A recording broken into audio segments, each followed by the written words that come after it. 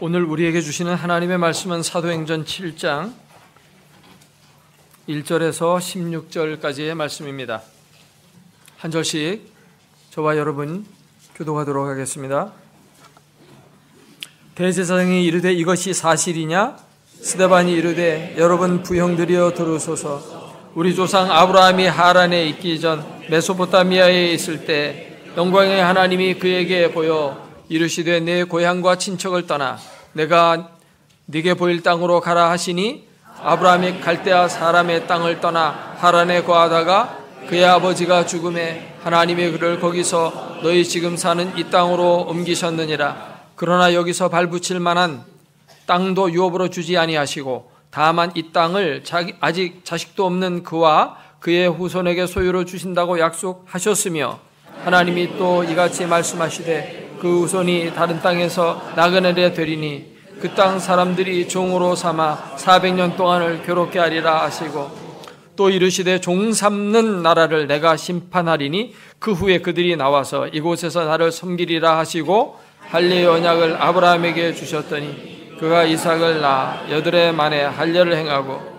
이삭이 야곱이 우리 12조상을 낳으니라. 여러 조상이 요셉을 시기하여 애굽에 팔았더니 하나님이 그와 함께 계셔 그 모든 환난에서 건져내사 애굽 왕 바로 앞에서 은총과 지혜를 주시매 바로가 그를 애굽과 자기 온 집의 통치자로 세웠느니라. 그때 애굽과 가나안 온 땅에 흉년이 들어 큰 환난이 있을새 우리 조상들이 양식이 없는지라. 야곱이 애굽에 곡식 있다는 말을 듣고 먼저 우리 조상들을 보내고 또 재차 보내매 요셉이 자기 형제들에게 알려지게 되고 또 요셉의 친족이 바로에게 드러나게 되니라. 요셉이 사람을 보내어 그의 아버지 야곱과 온 친족 75사람을 정하였더니 야곱이 애굽으로 내려가 자기와 우리 조상들이 거기서 죽고 세겜으로 옮겨져 아브라함이 세겜 하몰의 자손에게서 은으로 값주고 산 무덤에 장사되니라. 아멘.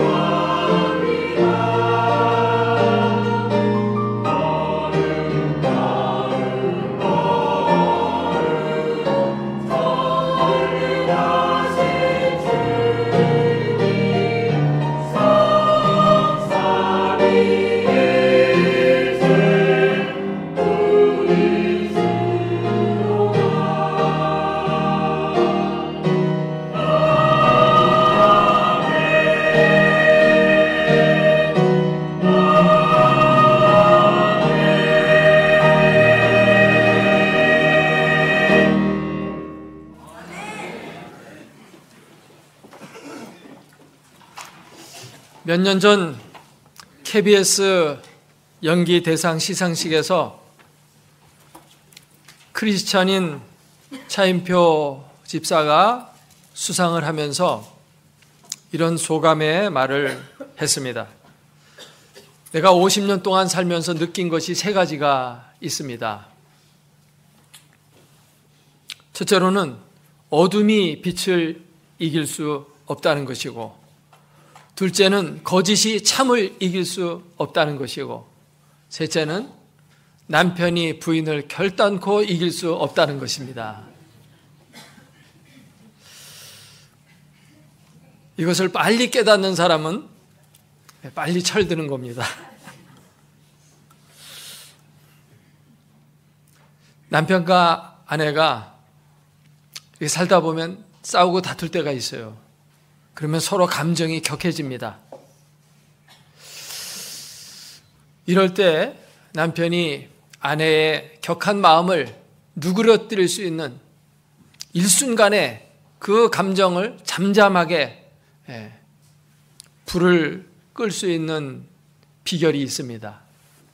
남자들만 들으시고 여자들은 귀를 막으시기 바랍니다. 아내가 막 화를 내면서 이제 이야기를 할 때 남편은 진지한 표정으로 이렇게 얘기하면 아내는 그냥 한풀 꺾입니다. 그건 뭐냐 하면 당신은 예쁘면 다야? 이렇게 하는 겁니다. 그러면 아내가 피식 웃으면서 더 이상 화를 내지 못한다고 합니다.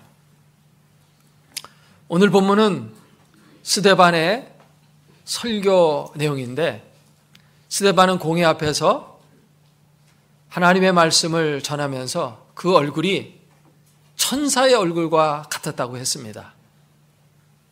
지금 스데반을 잡아 죽이려고 하는 살기등등하고 매우 위협적인 상황 속에 지금 스데반은 갇혀 있습니다. 근데 그 가운데서 사람들이 그의 얼굴을 주목해서 보니까 얼굴이 어땠다고요? 천사의 얼굴 같았다. 오늘 본문 바로 앞절에 그 말씀이 나오죠. 한번 같이 읽어보도록 하겠습니다. 그 앞장 마지막 절입니다. 시작. 공회 중에 앉은 사람들이 다 스데반을 주목하여 보니 그 얼굴이 천사의 얼굴 같더라. 죽음 앞에 서 있는 사람의 표정치고는 너무도 상반된 표정이 아닐 수 없습니다. 여러분, 아무리 어렵고 힘든 상황 속에서 살아간다 할지라도 늘 미소를 잃지 말고 천사와 같은 표정으로 살아갈 수 있기를 바랍니다. 그렇게 살아갈 수 있는 비결은 뭐예요? 하나님이 함께 계시고 천국에 대한 소망이 있고 정말 복음 위에 견고히 선 사람은 그렇게 살아갈 수가 있습니다. 오늘 이 스데반 집사님의 설교 앞부분을 읽었습니다마는 오늘 전체적으로 설교 처음부터 끝까지 전반적인 내용을 중심으로 함께 살펴보면서 은혜를 나누고자 합니다. 스데반의 설교는 매우 길어요. 앞에서 사도 베드로가 한 설교가 1차, 2차 설교가 나왔었는데 그 설교보다도 배는 깁니다. 한 집사의 입장에서 이렇게 긴 설교를, 또 앞에 대제사장이 있고 거기에 뭐 종교 지도자들, 율법사들, 성경에 능통한 사람들이 앞에 쫙 있는데도 조금도 구람이 없이 담대하게 장문의 설교를 하고 있는 것을 볼 수가 있습니다. 이 스데반의 설교의 중심 내용이 무엇입니까? 그것은 오늘 1절에 나와 있는 내용에 대한 변증입니다. 1절에 뭐라고 되어 있느냐면 대제사장이 공회에서 앞에서 스데반에게 묻는 겁니다. 이것이 사실이냐? 무엇이 사실이냐는 것입니까? 그 앞에 보면 그 나와요. 거기 여러 증인들을 세워가지고 이제 스데반을 송사하는데 14절, 앞장 14절입니다. 같이 한번 읽어볼까요? 그의 말에 이 나사렛 예수가 이곳을 헐고 또 모세가 우리에게 전하여 준 규례를 고치겠다 함을 우리가 들었노라 하거늘. 예수 그리스도와 예수의 그 일당들, 다시 말해 제자들이고 사도들을 포함해서 초대교회 성도들을 총칭해서 그들이 지금 주장하고 있는 것이 크게 두 가지로 요약될 수 있는데, 하나는 뭐냐면 이 성전을 허물어 버리겠다는 겁니다. 또 하나는 율법을 바꿔버리겠다는 거예요. 모세의 율법이 그 당시에 이스라엘 사회의 하나의 헌법과도 같은 귀중한 법이었는데 그 법을 뜯어 고치겠다는 것입니다. 사실 유대인들이 당시에 신앙생활을 하거나 일반적인 삶을 살아가는 데 있어서 제일 중요한 두 가지가 있다면 바로 이거예요. 첫째로는 율법을 잘 지키는 것이고, 또 하나는 성전을 중심으로 신앙생활을 하는 겁니다. 근데 이 두 가지를 다 부인하고 이것을 훼손시키고 있으니까 이거 신앙의 근간을 흔드는 것이고, 하나님의 선택받은 백성의 삶을 지금 뒤흔들어 놓는 사회 질서를 교란시키는 아주 중범죄를 지금 예수의 일당들이 저지르고 있다고 이렇게 고발이 된 상태예요. 이것에 대해서 스데반은 변증 설교를 하고 있는 것입니다. 이 스데반의 설교의 특징을 살펴보게 되면 구속사적으로, 다시 말하면 하나님께서 아브라함을 선택해서부터 시작해서 현재까지 이스라엘 백성의 역사를 쭉 개관하면서 지금 스데반에게 뒤집어 씌운 이 제목 두 가지가 사실은 그렇지가 않다라고 하는 것을 변증하고 있는 것입니다. 하나의 역사를 통해서 이것을 쭉 얘기하고 있는 이유는 무엇이냐면, 논리적이고 이론적으로 반박하면 이것이 싸움만 더 길어질 뿐이고 매우 추상적이고 개념적이고 관념적인 측면에서 자꾸만 이게 진행되어지거든요. 그러나 역사를 가지고 얘기를 하면 매우 실제적이고 누구도 부인할 수가 없는 그런 것이기 때문에 지금 스데반은 아주 지혜롭게 구속사적으로 이것을 변증하고 있는 것입니다. 실제 역사적 사건 속에 이런 일들이 일어나지 않았느냐? 그러면 누구도 부인하지 못하는 것입니다. 아브라함에서부터 시작되는 이스라엘의 구속사를 말하면서 이 스데반은 특별히 모세에 대한 이야기를 길게 합니다. 모세에 대한 얘기가 그 설교 전체의 절반 이상을 차지할 정도로 그렇게 길게 말하고 있어요. 이 모세에 대해서 길게 얘기하는 이유는 뭐냐면, 모세의 율법을 너희들이 다 파괴하고 있다라고 이렇게 말하니까 그 모세에 대한 설명을 지금 하고 있는 것이죠. 하나님께서 이스라엘 백성들을 선택해서 갈대아 우르에서부터 건져내어 가지고 아브라함과 언약을 맺으시고 그 백성을 창대하시고 이 땅을 기업으로 주겠다고 이렇게 약속하셨는데 400년 동안은 이제 이집트에 내려가서 노예 생활을 하게 될 거다. 그래서 노예 생활을 하는 가운데 모세를 하나님이 부르셔가지고 이스라엘 백성들을 구원했다는 거죠. 그래서 홍해를 가르고 구원해 나왔는데 광야를 지나면서 이제 하나님께서는 그들에게 율법을 주었는데 시내산에서 십계명을 중심으로 한 율법을 주셨어요. 그래서 하나님의 백성은 이렇게 율법을 잘 지키고 살아야 된다고 말씀했는데 우리 조상들이 그걸 지키지 않았다고 말하고 있습니다. 하나님은 구원의 놀라운 은총을 베푸면서 너희가 이렇게 살면 복을 받을 거다 했는데 우리 조상들이 지키지 못했다는 것입니다. 하나님의 말씀에 늘 불순종했고 하나님을 원망하고 불평했고 또 이방 신들을 가져다가 섬기고 바알신 아세라신을 섬기고 심지어는 오늘 본문 가운데 뒤에 가면 이제 쭉 나오겠습니다마는 몰록의 장막에서 43절에 보면 그 말 나오죠. 신 네 판의 별들을 받들었다 이거죠. 이런 우상들을 아주 자연스럽게 섬기며 하나님을 계속해서 대적했다고 이렇게 말하고 있습니다.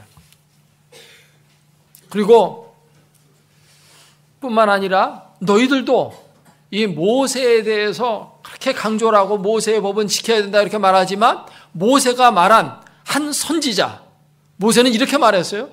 나와 같은 한 선지자를 하나님 보낼 건데 그의 말을 너희가 들어야 된다. 이렇게 말했는데 너희가 듣지도 않고 오히려 그를 잡아 죽였다는 것입니다. 예수 그리스도는 모세가 예언했던 바로 메시아였어요. 그런데 예수 그리스도가 이 땅에서 무슨 죄를 지었느냐?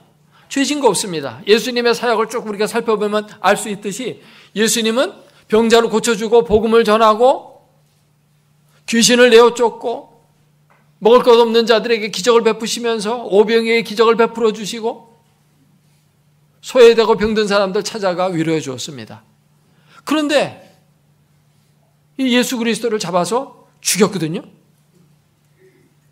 그것은 바로 너희가 그렇게 신봉하면서 따라야 된다는 모세를 정면으로 대적하고 있는 게 아니냐. 너희는 율법을 지키지도 않았고 제사다운 제사도 드리지 않았고 늘 형식적인 제사만 드렸을 뿐이지 하나님을 기쁘시게 해드린 일이 없다는 것입니다. 42절에 보면 이런 말씀이 나와요. 선지자의 책에 기록된 바 이스라엘 집이여 너희가 광야에서 40년간 희생과 제물을 내게 드린 일이 있었느냐? 없었다는 것입니다. 무수한 제물을 하나님 앞에 드린 적긴 있었습니다. 있기는. 그러나 그것이 정말 마음에서 나오는 진정한 제사였느냐 이거죠. 하나님이 받지도 아니하는 그런 엉터리 같은 제사 드려봐야 하나님이 거들떠도 보지 않았다 이거죠. 그리고 하나님의 율법을 잘도 어겼으며 결론은 무엇이냐? 53절 말씀입니다. 같이 한번 읽어보겠습니다. 53절, 7장 53절. 너희는 천사가 전하여 준 율법을 받고도 지키지 아니하였도다 하니라. 이게 결론입니다. 스데반의 설교는 여기서 끝나요. 너희가 율법 안 지켰다는 것입니다. 우리 보고 율법 안 지킨다고 자꾸 얘기하고 율법을 바꾼다고 그러는데 율법을 바꾸고 안 바꾸고를 떠나서 너희들은 율법 자체를 지키지를 않는다 이거죠. 또 예수님이 말씀하신 바를 본문에는 나오지 않지만 우리가 기억해 본다면 예수님은 율법을 폐하러 온 사람이 아니에요. 예수님이 산상수훈 가운데 마태복음 5장 17절에서 19절까지 내가 율법이나 선지자를 폐하려 온 줄로 생각하지 마라. 폐하려 온 것이 아니요 완전하게 하려 함이라. 진실로 너희에게 이르노니 천지가 없어지기 전에는 율법의 1.1획도 없어지지 아니하고 다 이루리라. 1.1획이라도 예수님은 그거를 파괴하려는 분이 아니에요. 그러므로 누구든지 이 계명 중에 지극히 작은 것 하나라도 버리고 또 그같이 사람을 가르치는 자는 천국에서 지극히 작다 일컬음을 받을 것이고 누구든지 이를 행하며 가르치는 자는 천국에서 크다 일컬음을 받으리라. 율법과 계명의 작은 것 하나도 예수님은 그걸 회파시키려는 분이 아니에요.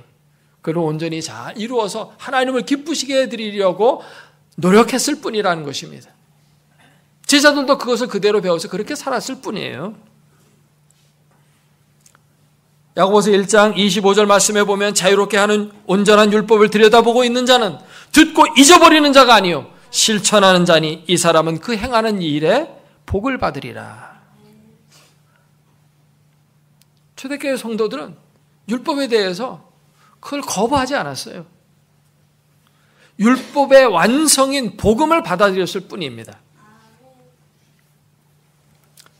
율법이라고 하는 것은 성도들을 자유롭게 하고 살리는 데 목적이 있습니다. 방금 읽은 야고보서 말씀에 자유롭게 하는 율법 이렇게 나오잖아요. 우리를 자유롭게 하는 것이 율법이에요. 근데 사람들 그 당시에 이 종교 지도자들은 이 율법을 가지고 사람을 얽매였어요. 그대로 옥죄이고 그걸로 가지고 사람들을 정죄하는 데 사용했습니다. 율법을 자꾸 드리면 너 이거 안 지켰지, 너 이렇게 했지 하면서 자꾸 정죄하고 심판하는 데 그걸 사용했다는 것입니다. 율법은 사람을 위해서 하나님이 주신 겁니다. 자유와 행복을 위해서 주신 것인데 그 율법이 오히려 사람을 얽어매는 거예요. 사람이 율법을 위해 존재하는 것이 아닌데 이걸 거꾸로 뒤집어 버린 것입니다. 이런 것들을 예수님과 그의 제자들은 지적했던 것이고 바른 율법의 의미를 찾고자 했던 거예요. 탈무드에 이런 이야기가 나옵니다. 살란터라고 하는 랍비에 대한 이야기인데 그는 율법을 철저하게 잘 지키는 사람이었어요. 특별히 유월절이 다가오게 되면 무교병을 만드는 일을 하게 되는데 이건 전국적인 행사이기 때문에 많은 무교병을 만들어야 됩니다. 누룩을 넣지 않은 떡을 만드는 것이죠. 그러면 그것을 이제 이 랍비가 감독을 하게 되는데 반드시 생수를 가지고 반죽을 해야 되는지 그걸 감독하고 또 이방인들이 그것을 와서 구경하게 되면 안 되기 때문에 그들 접근을 막아야 되고 또 다른 여러 가지 불순물들이 섞이지 않도록 그걸 관리, 감독을 하게 되고 또 떡을 구울 때는 반드시 나무 장작을 불을 피워서 구워야만 하는 그런 규례가 있습니다. 그래서 그것을 이제 관리, 감독하는 겁니다. 근데 한 번은 이 랍비에게 병이 와가지고 유월절 감독을 해야 되는데 감독을 할 수 없는 처지가 되었어요.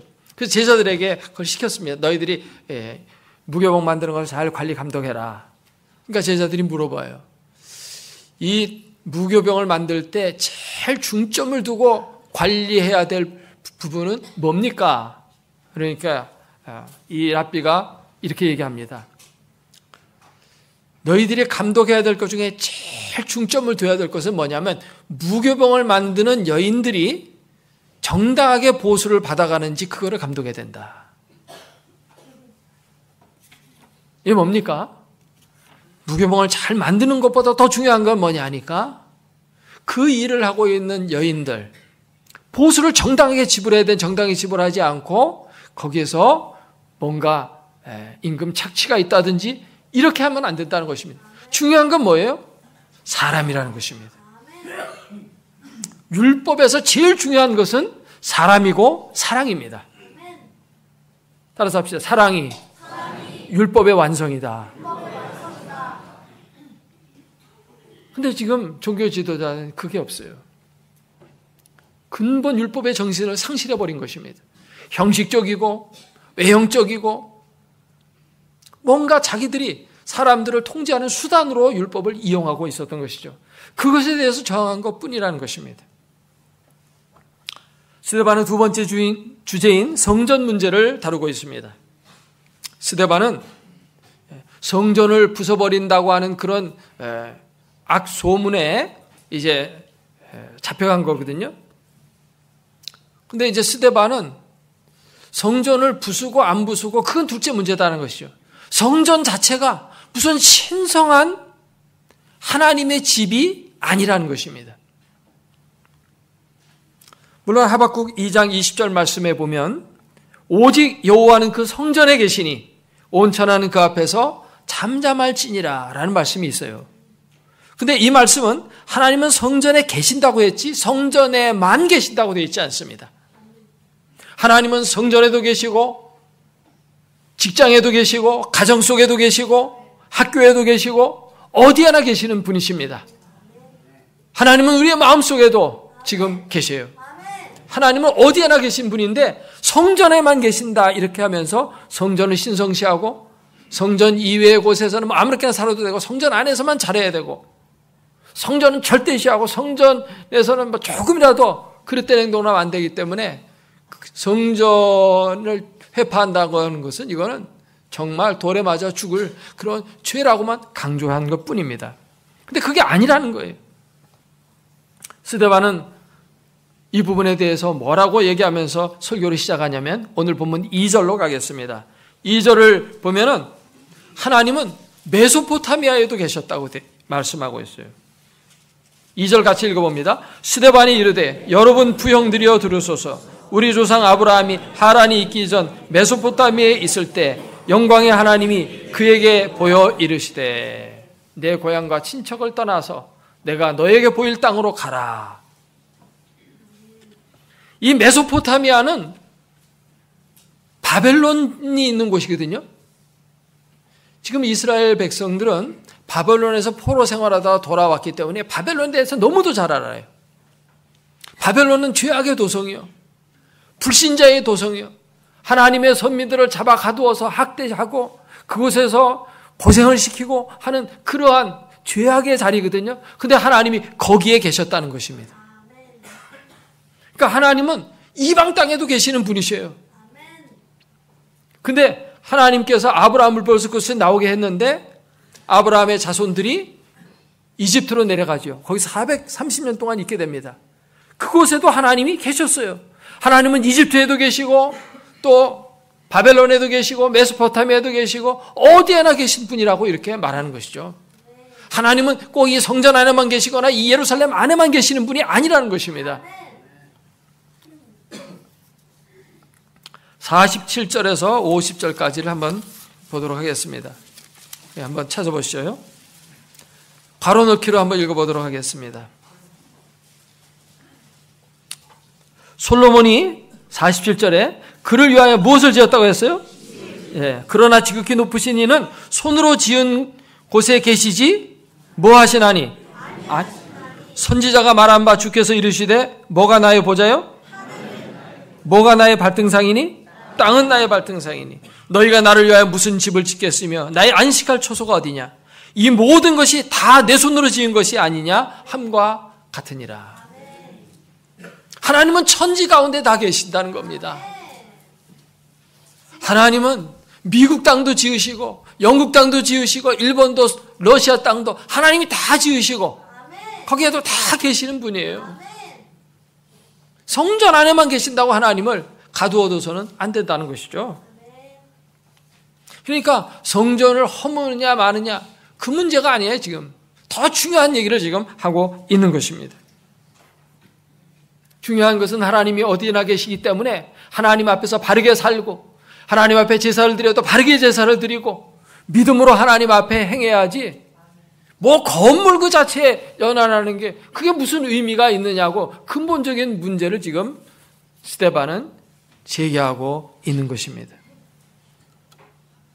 당시에 이스라엘 사람들은 좀 이상한 생각을 갖고 있었어요. 하나님의 성전이 우리에게 있으니까 여기는 하나님이 계시고 하나님이 계신 성전은 무너질 수 없는 거고 그렇다면 결국 바벨론이 아무리 강대한 군사를 이끌고 쳐들어온다 할지라도 예루살렘은 무너지지 않을 거다 이렇게 생각했거든요. 그러나 예루살렘은 무너졌어요. 성전은 다 부서지고 말았습니다. 중요한 건 건물이 아니죠. 성도들이 하나님을 사랑하고 정말 온전한 믿음을 가지는 것인 줄로 믿습니다. 이게 중요한 거예요. 사사시대 언약궤에 대해서도 이스라엘 백성들은 그렇게 많이 생각했어요. 언약궤에 무슨 신비한 능력이 있는 것처럼. 왜냐하면 여호수아가 이 언약궤를 앞세우고 가나안 땅에 진입해 들어와서 싸우는 곳곳마다 가서 승리를 했거든요. 그러니까 이 언약궤에 뭐가 있다 이렇게 생각을 한 거예요. 믿음이 다 떨어지고 죄악이 난무하면서 블레셋과 전투하는데 언약궤만 가지고 나가면 이길 거라 생각하고 언약궤 앞세우고 나갔다가 참패를 당하게 되고 전쟁에 나간 사람들이 거반 다 죽었습니다. 그리고 그 언약궤마저 다 빼앗겼죠. 언약궤가 중요한 건 아니죠. 따라합시다. 중요한 것은 나의 믿음이다. 네. 믿음이 중요한 것입니다.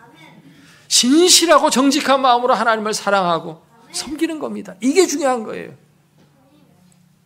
그걸 지적했다면 스데반도 할 말이 없었을 거예요. 근데 그게 아니고 건물에 너희들이 왜 이 건물 건드리려고 했느냐. 건물이 뭐가 그렇게 중요하냐 그 얘기입니다. 한마디로 말해서. 중요한 것은 우리가 하나님 앞에 영과 진리로 예배하는 것. 우리 교회는 이제 머지않아 재건축 되겠습니다만 우리 교회는 건물이 아름다운 교회이기 전에 먼저 성도들의 믿음이 아름다운 교회가 되기를 소원합니다. 아멘. 건물보다 사람이 더 소중히 여겨지는 그런 교회가 되기를 소망합니다. 아멘. 이렇게 스데반은 자기 자신의 변명을 하지 않고 복음을 변증했어요.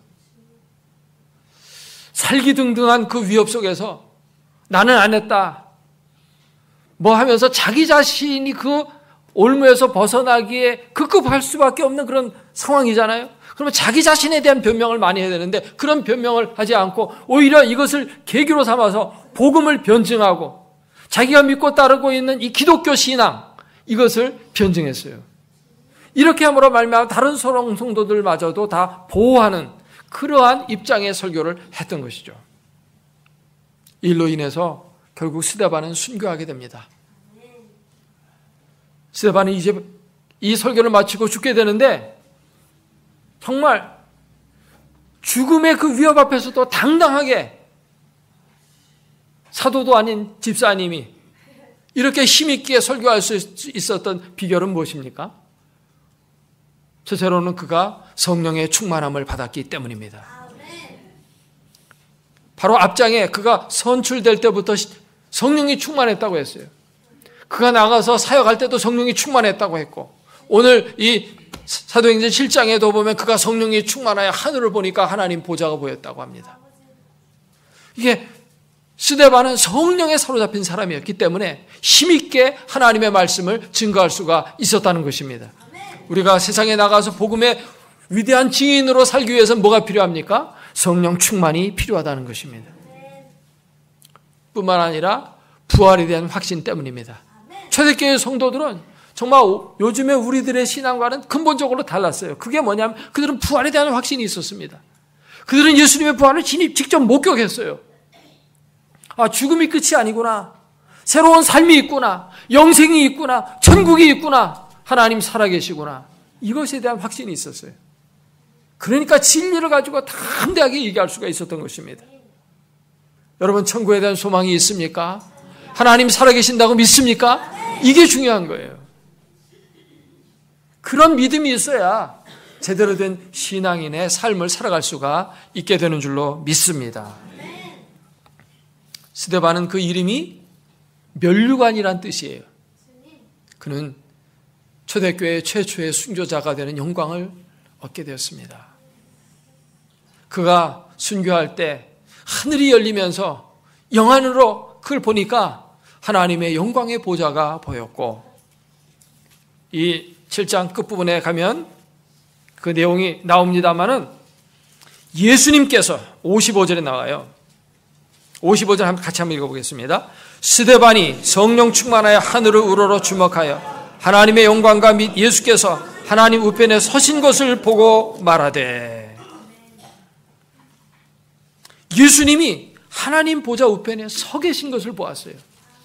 예수님이 왜 서 계셨을까요? 하나님 보좌에 앉아 계시다가. 그렇습니다. 지금 스데반이 순교하는 아주 중요한 순간이에요. 그래서 순교하는 이 스데반을 돕고 또 그를 맞이하기 위해서 서 계신 거예요. 우리가 정말 믿음으로 하나님의 나라의 영광을 위해서 힘있게 헌신하고 나아가면 주님은 앉아 계시지 않습니다. 일어나 서셔서 우리를 도우시고 우리를 붙들어 주시고 우리에게 승리의 면류관을 씌워주실 겁니다. 스데반의 설교를 읽으면서 우리의 신앙이, 나 자신부터가 목사의 신앙이 집사의 수준에도 못 미치는구나 하는 그런 반성을 해보았습니다. 정말 스데반의 이 아름다운 변론 설교를 통해서 우리가 다시 한번 자신을 돌아보고 이 스데반의 믿음을 본받아서 정말 주님도 자리에서 벌떡 일어나시는 그런 아름다운 신앙의 삶을 살아가는 여러분과 제가 되기를 주의 이름으로 축원합니다. 기도하겠습니다. 오늘 주신 말씀 생각하며 통성으로 기도합니다.